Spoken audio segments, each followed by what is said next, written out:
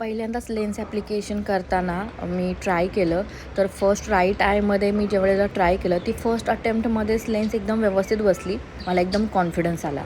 मग म्हटलं आपण आता सेकंड टाईम ट्राय करूया. सो तुम्ही पाहू शकता आता सेकंड टाईमला मी इतके अटेम्प्ट केले, इतकं ट्राय केलं, ती लेन्स बसेच ना माझ्याकडनं. मी खूप वैतागलेली. पण आता मी गिवअप नव्हते करू शकत कारण ऑलरेडी एका डोळ्यामध्ये मी लेन्स लावून झालेली होती.